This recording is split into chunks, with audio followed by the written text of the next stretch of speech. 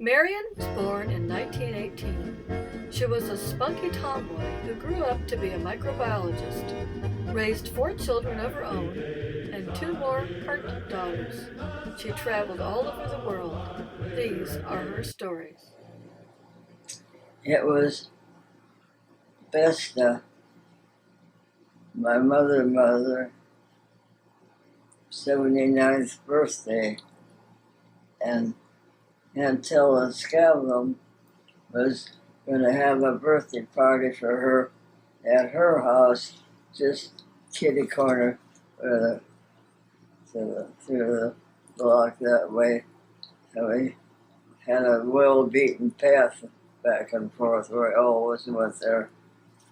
And Mother didn't want to go until Dad got home from delivering mail because Orrin was 5, and 5-year-olds like to steal all the attention. And so Mother didn't want Orrin to disrupt the party.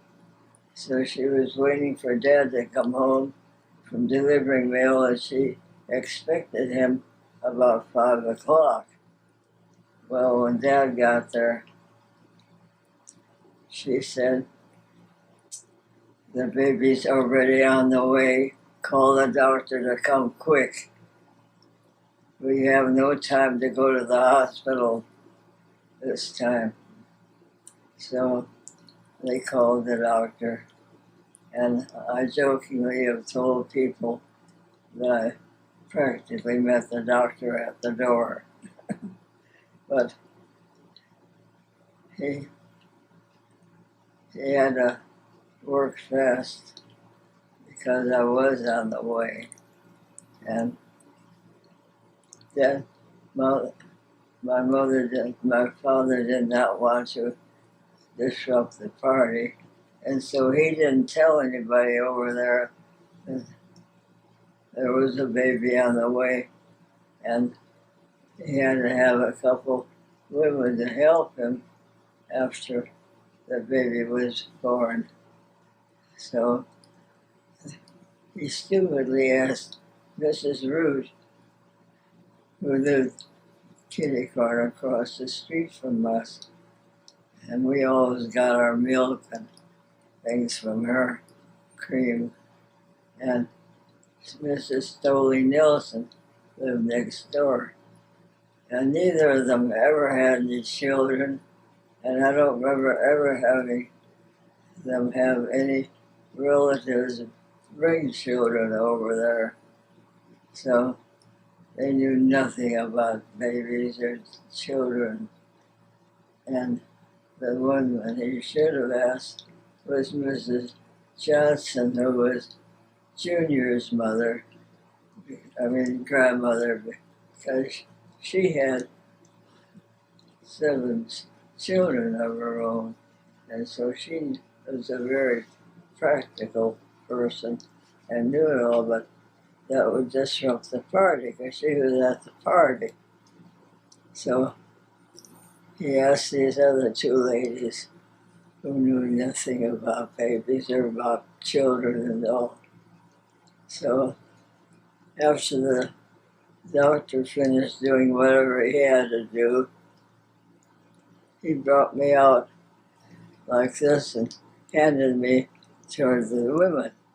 I said, "They finish up now." And they said, "Well, what'll we do?" And he said, "What kind of women are you anyway?"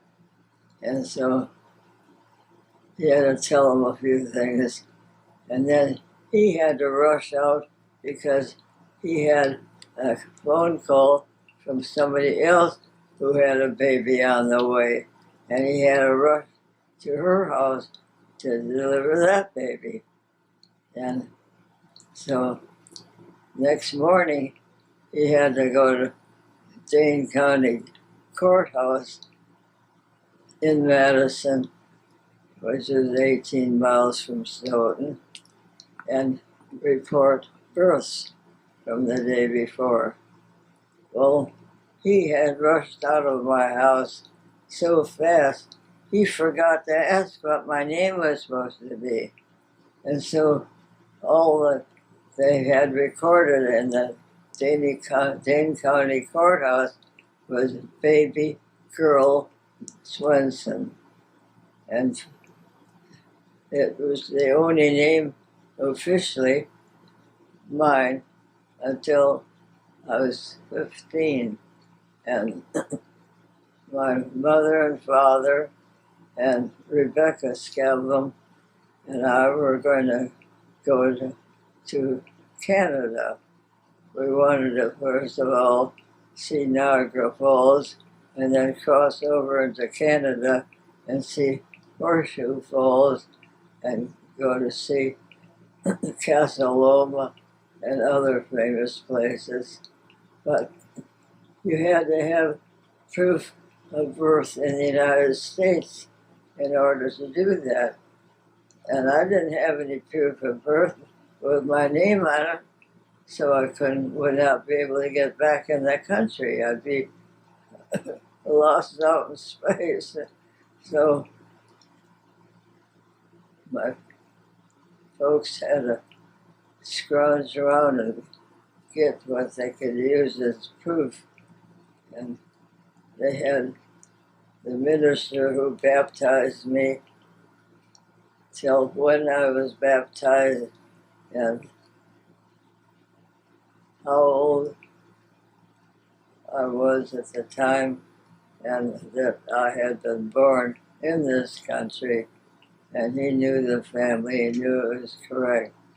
And they wanted to have something written to my address with my name on it.